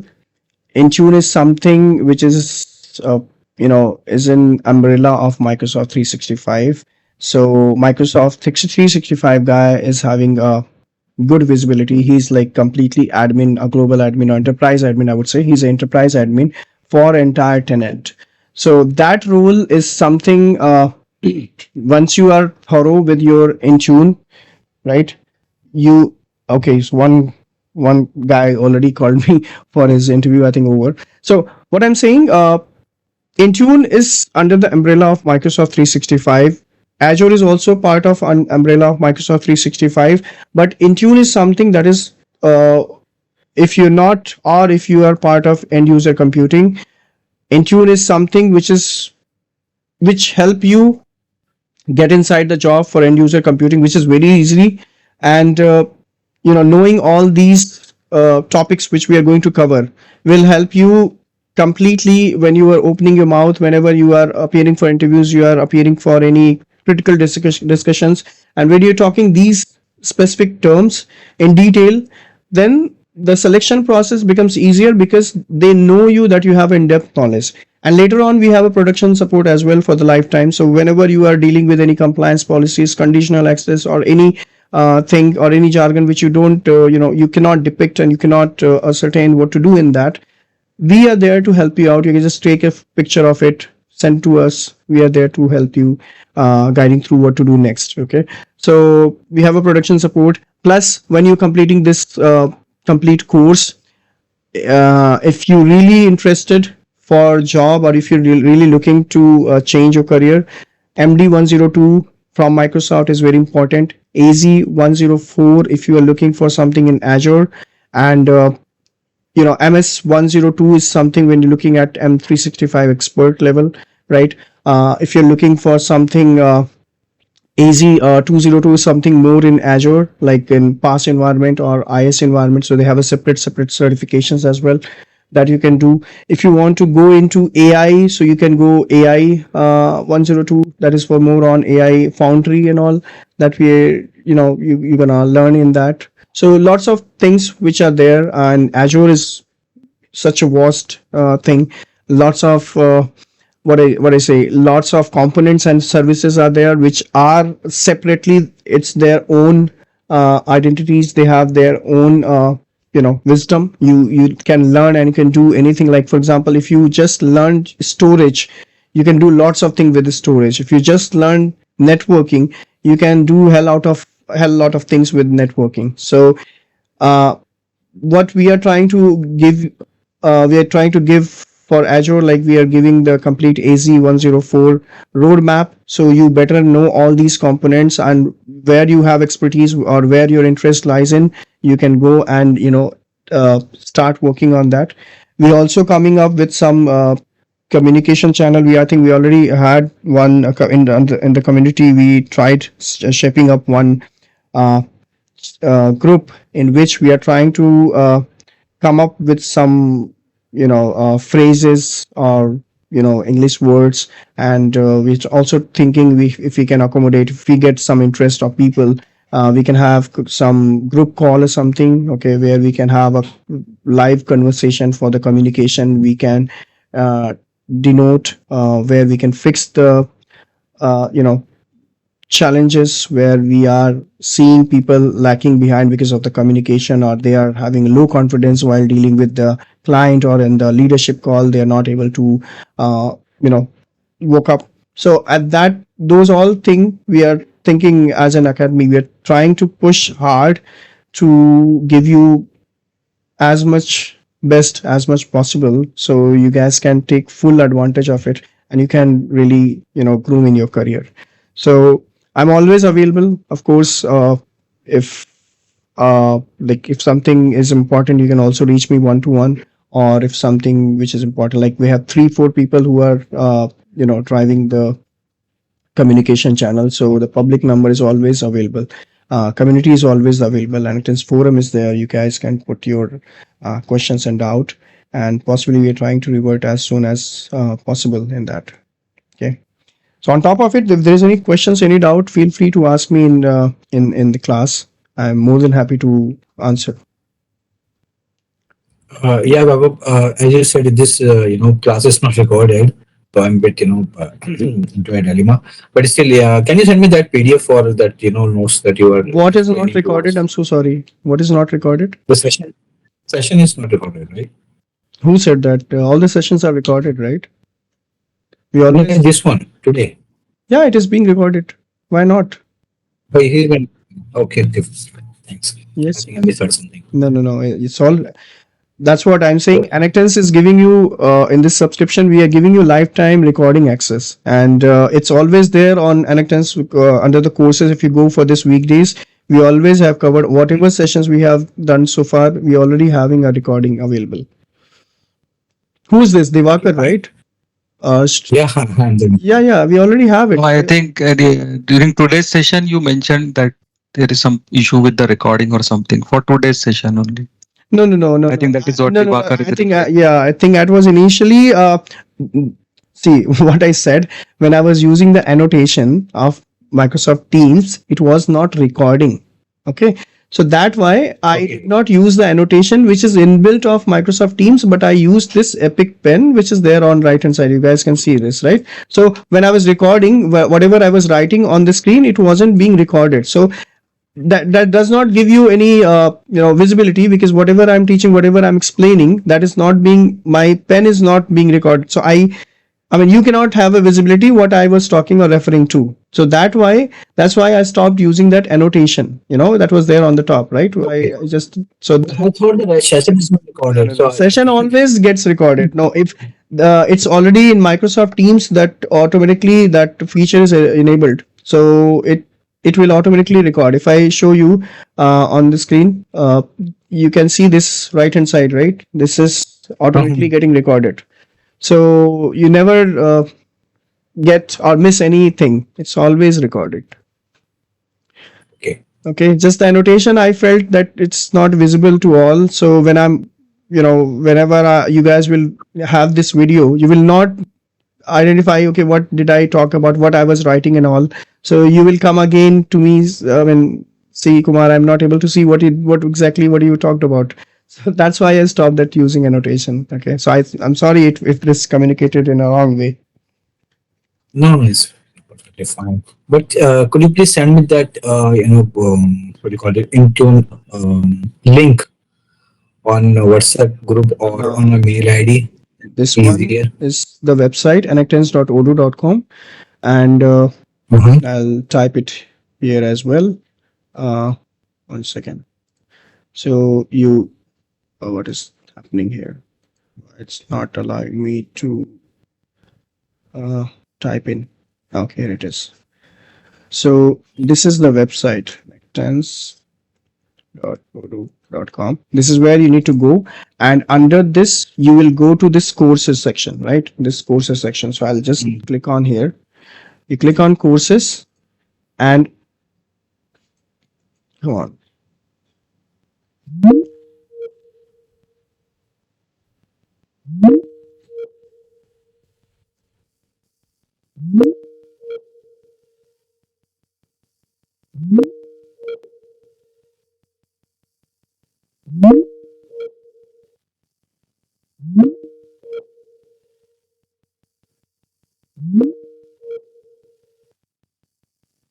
Okay, can you hear me, guys?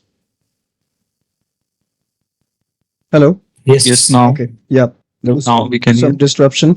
You go to courses, right? And from here you go to Intune Masterclass. This is your weekdays batch, right? So all the important recordings are already there, right? So now we'll cover the date 14, and that will come here, right? So this is where you need to keep a track, and we have sections here. So this is a beginner section, right?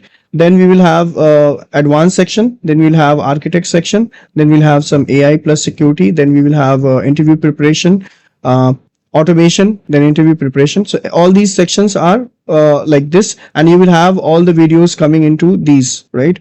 So if you don't have any access to this, you need to first sign in. Once you signed in, right hand side here you will see that you have options to join this course, or you need to request course for access. So once you request it, it will go to the backend team, they'll approve it. Once it's approved, you will have access to this, all these materials, okay, which is available here. So that's why if you don't have access to it, just raise a request, backend team will take care of it and you will have it, okay? So all the recordings are available, and it will not be removed at any cost at any point of time. It's always there with you. Okay. Any other confusion, guys? Thanks for bringing this up. And this PPT which we covered today, I'm also thinking to add that into the resources. So this will help you for doing the revisions whenever you are appearing for any interviews. So you can quickly run through it, and you can just get a quick glimpse of it. Okay.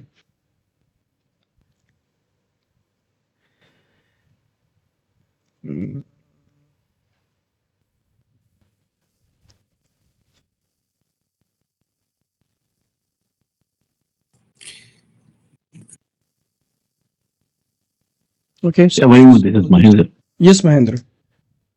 Regarding, I mean, this Intune, we should have the knowledge on SCCM also, I mean, for the interview preparation and all. The companies, I mean, are the companies asking for SCCM also with Intune as very? See, I mean, I just have confusion. see, depends upon the company. I mean, what I say, some of the company, they do not bother about anything about SCCM because they don't have that infrastructure, or they're going to deprecate it. Okay.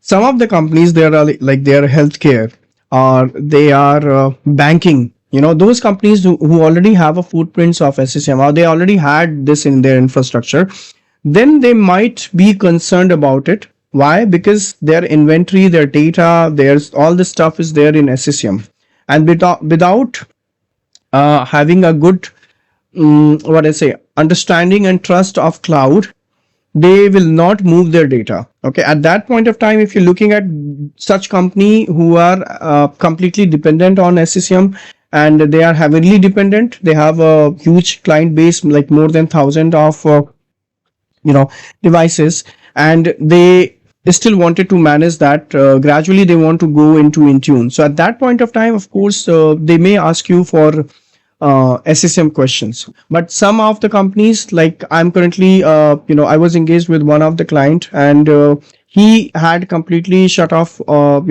multiple data centers, and he wasn't gonna use it. I mean, there are only 100 servers that they were managing it just for patching, and that is also they are going to migrate it to Azure, and after that they are going to completely use Azure patching. So that is how it depends which company you're going to. It's good to have a knowledge, I don't say that, but it's not mandatory. It's good to have because you will have a good grip, and your client, see, the expectation will also be huge in terms of scoping, because if he knows that SCCM, so majority of the time he will keep you engaged in SCCM stuff, right? For example, they have their operating system deployment, so you might be ending up troubleshooting the task sequence rather than working on the compliance policies, conditional access, or other stuff from Intune. So depends upon requirement to requirement. Before you appear for any interviews, right, make a thumb rule of it. Before they put any scenarios, do ask about their infrastructure, how things are defined, how things were moving before Intune, or what, why did they capture or they had a sense of having Intune in their environment. First understand everything, then you can sum up with your, it's pure articulation. The way you articulate, the way you defeat your client, it depends upon your confidence and your articulation, nothing more than that. If you can articulate and you can uh, take your client into confidence that even though you don't have a visibility of SCCM, but still you can manage it and you can coordinate with team who already having a good expertise. Of course, they had SCCM, then they should have just some expert, of SCCM. You can have a collaboration with him. You can understand the environment. You can gradually move together. You're putting small chunks or pieces into Intune, like doing the co-management, then you setting up things from group policy, doing the pilot and all. So it depends upon the articulation. Tell him like if you're saying that I do not have any visibility of SCCM, just tell like I have worked previously, but I have a slight knowledge and it's been long time because in all organization we are completely using Intune. We have completely shifted from SCCM to Intune. So it's like hardly I'm utilizing SCCM in our environment. We are completely migrated, and those architects who were there for SCCM only, they are now purely migrated here, or they purely now in Intune, and they are managing Intune infrastructure. They're doing Windows Autopilot and other piece of work. And tell them the story behind why SCCM, heavily dependent on on-prem. This is Intune, which is cloud-based, and we are cutting off those hard time for setting up OSDs and all, like operating system deployment.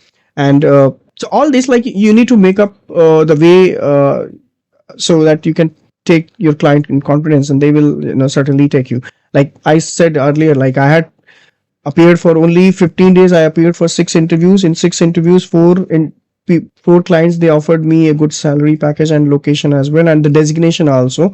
One of the company, they offered me in India the one architect only who is going to deal with all. So depends upon how you articulate. Okay, yeah, got it. Okay, but it's never mandated stuff.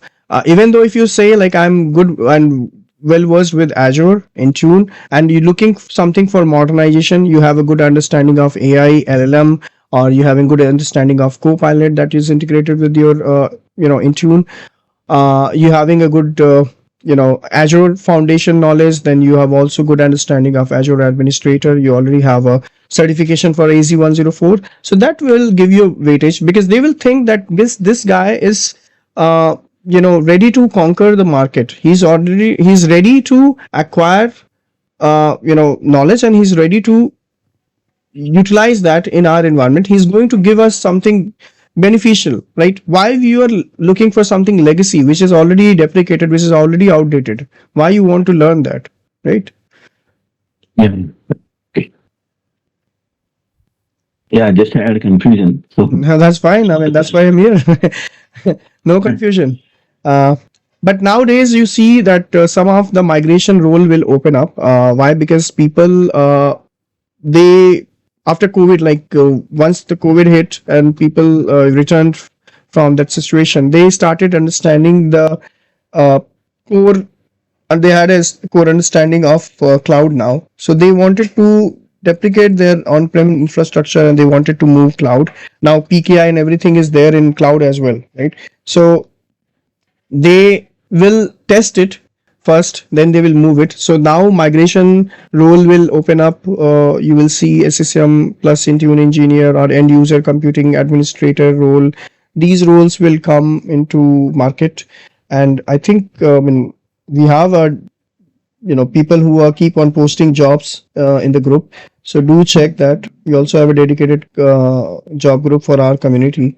So we are also updating in that. So do check on LinkedIn. So if you want to well aware what is there in the market, okay, just go to Naukri. I don't go to LinkedIn. LinkedIn is good, but I've seen people from last 2 years. I've seen one guy is keep on putting I'm interested. Whenever someone is posting for Intune or SCCM job, he's saying I'm interested. That does not work. That thing does not work, right? If you're putting I'm interested, he said when I had a personal one-to-one, he said like I'm trying all my level best for these interviews, but somehow I'm being rejected because one or another, I don't think that I have a proper knowledge about or I have my concepts clear. So that way, just setting up interested will not work. Whatever I acquired a job, whatever offer letter I got, I simply, uploaded, updated my profile on Naukri, updated it, and then I started applying from there. I in 15 days I got 6 interviews. In 6 interviews, 4 I got selected. 4 they gave me offer letter even though I had a 90 days of notice period. So I chose like Okay. which company where I want to go, and I had a power of convincing articulation. So I just managed it. I had a client interview with all, and I managed to cover it up, and they are happy to. And I'm working with a well established company in the market. So I'm trying to give my knowledge, whatever experience I have, the way I communicate, the way I negotiate on the salary package, the way I negotiate on my skills, and the way I, vocal up whenever I need to be in front of leadership or any project management, or whenever I'm dealing with my client, how I,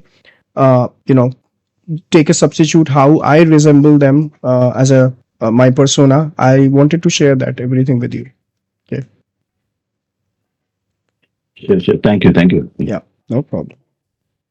Thanks, Vaibhav. I think you already answered a lot of questions, but coming back to this question, I think it is more from the resume filtering perspective that companies are asking for SCCM and Intune both when they are putting the jobs.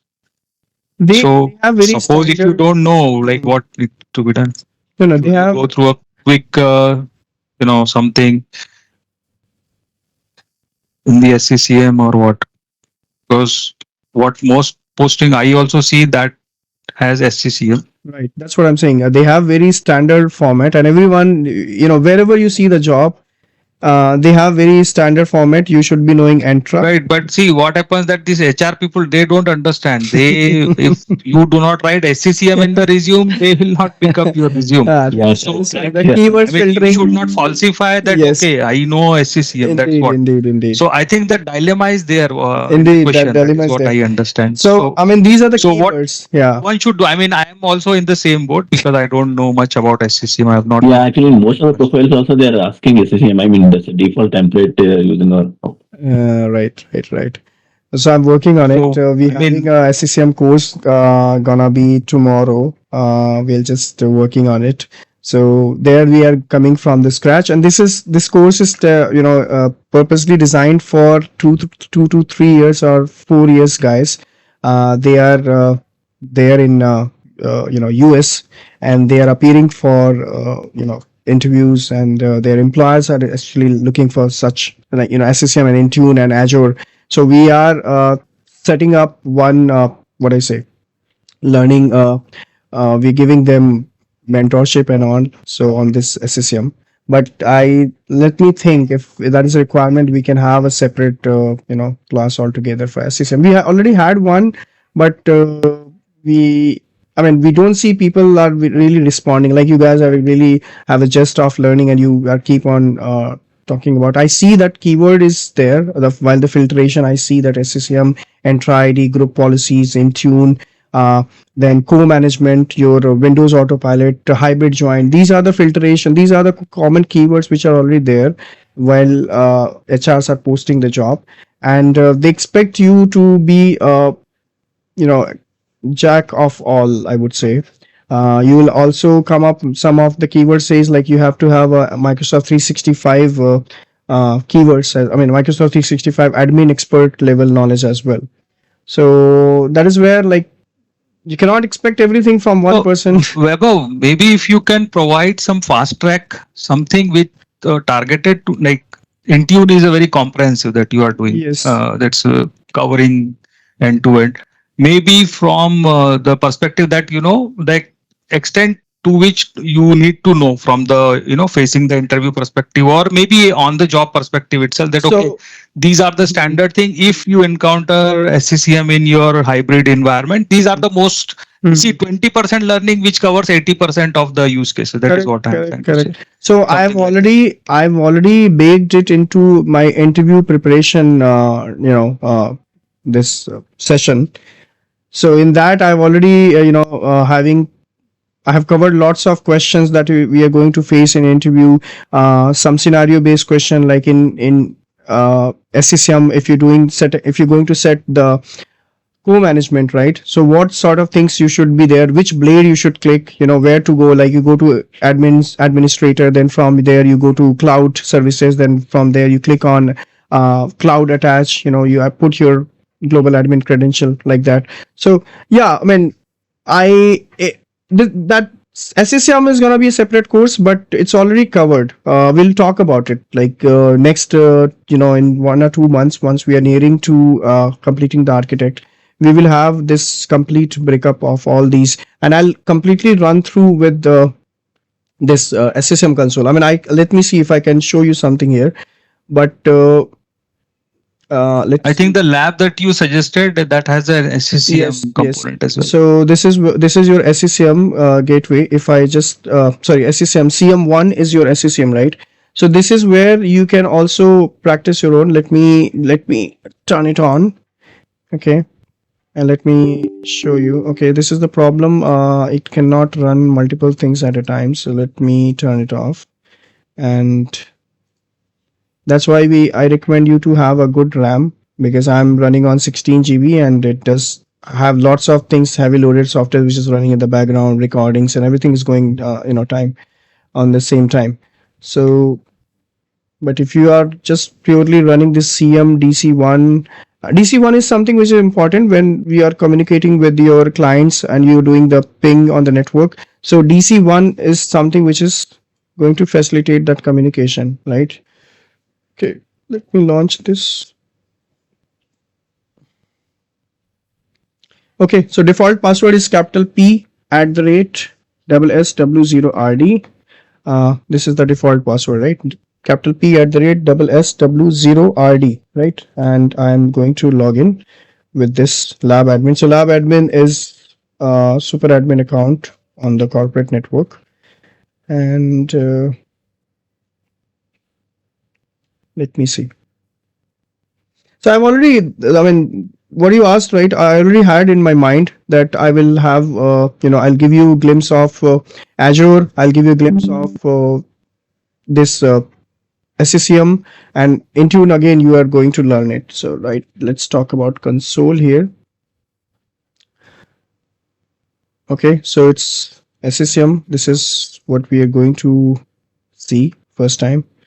And one more thing, just to give you heads up, right? We had created one external network, right? So you go right click on any VM where you want internet, right? Right click, choose settings, right? From settings, you will see that there are multiple stuff, but you don't see external here, right? So what you need to do, click on network adapter, click on add. From here, choose external, right? Then come apply and click on OK. That's it. So this is something when you require internet, right? So right hand side, you see you will see that there was no connection, something like, now see it has changed. Now it's showing the internet connection. So because we require this, and I recommend, like, whichever VM you're going to use, it have this external connector. So this is how your SCCM console look like.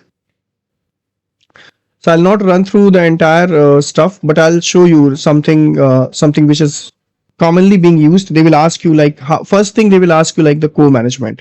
What is co-management? What is workload? So co-management, we are already going to have in depth series. In that we'll be talking more about co-management.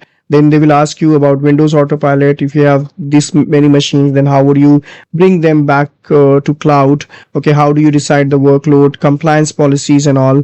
They will ask you, like, software deployment. So how do you do software deployment from SCCM? Patching is very important stuff. Patching they will definitely ask. Then they will ask you, like, operating system deployment, like what do you do exactly from operating system deployment? MDT is expired, MDT is not being used, so how you creating task sequences and everything they will ask. And in our course, we already talking about this .ppkg package, like for provisioning packages, so we'll also look and learn that. Let this open. So I'm just gonna show you.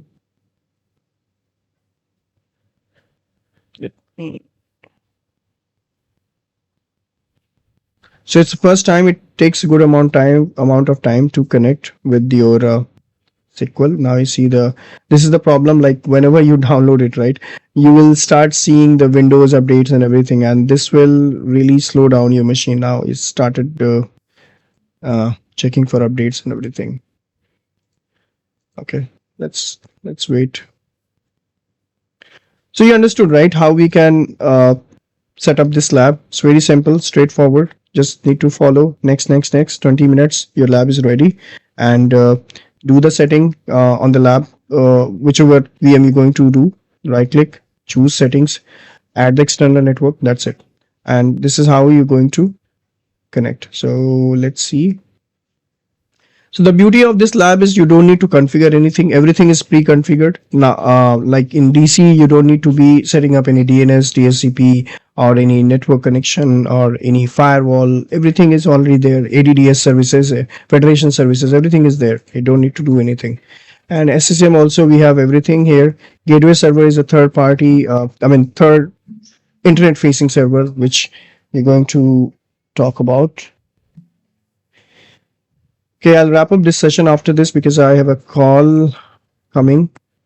Like in 15 minutes, we need to hop onto that. Let this be. Okay, so all right. The best thing is you can see on top, it's showing you 360 days left. Okay, so almost a year you can use this SCCM console. Okay, that is that's what I like most. And you don't need SCCM configuration. You don't need to have SQL, WDAS services, then other, RDC services and other, components which are actually responsible for SCCM. The new course which we are going to launch, maybe if you're interested or anyone in your, friend circle, we are going very deep about this SCCM. We are going to talk about what is this product all about, why this came from last, from 30 plus years now, why this is here still exist. Okay, why people are still using it. So you need to talk more about it, right? So this is where you go to administration, cloud services, cloud attach, right? And you need to attach here, configure cloud attach. Click on this left hand side and you will get options to add your public cloud, and then click on sign in, right? So this is where you attach to cloud services, then you will start using the co-management. Okay, and we'll shift the workloads from SCCM to Intune, or Intune to, if you want to turn it on and off, you can all do that. So we're not doing signing up right now here. One, this is cloud management. This is important. Cloud management gateway is important if you are setting up any cloud management gateway. So this is important for your this. So we did not do the cloud attach. So this feature is not, we are not gonna do anything with this, right? So cloud CMG is chargeable, right? If you're using CMG, then this is chargeable from Microsoft because we are acquiring a cloud management space from Azure cloud. Okay. Then updates and servicing. This is where you are updating your Intune, your SCCM console, and these are the hot fixes which is available. And there is also criteria, like you should have a current branch version. You should also have a baseline version. On this, we are going to update it. So we are going to talk more about in depth. Just for you, distribution point is important. They will ask you like if I'm sending some content over the cloud, over the for any particular location, if I'm sending that and those people are not able to download the content from that DP, then what is your troubleshooting steps? What are you going to do? So this is something administration. So majority of the time as an admin, you are be playing around with this administration blade. Okay, this is the most important stuff, is your primary site, the brain which runs your entire SCCM. Okay, everything is dependent on this. So with this primary site, we can manage 150,000 devices in one fleet, one go. And if you have more than that devices, then like more than like 2 lakh or 250,000 devices, then you need to have a CAS on top of it. So that is, CAS is called Central Administration Site, which is on top of this primary site, right? That governs. So CAS is just for the flowing the information. It does not do anything. It's just there for the reporting purposes.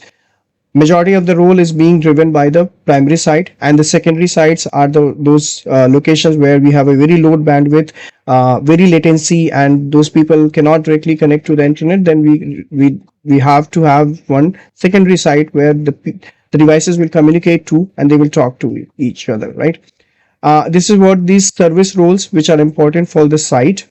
And if this site will have all these components are the rules defined, so you can also read it out all this in the component. So the base component or the important component is the component server, okay, which is installed. This component server is going to connect to the devices. This will facilitate the communication. Distribution point, where you store your data, right?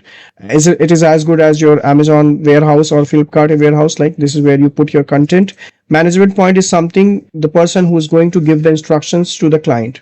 Okay, service connection point will enable your computer or clients to directly communicate with internet over the cloud, and they can connect the cloud and get the data. For example, Windows update services and all, they are going to require this. Or if you're using cloud management gateway for any sort of contents delivery, you are going to use it. Like site database server, this is when you are hosting a SQL server on the same database, and your SCCM is going to talk to this. This is a channel of communication through which it talks to them. Site server, this is mainly hosted on the configuration manager. This is especially for the services which we're going to talk about.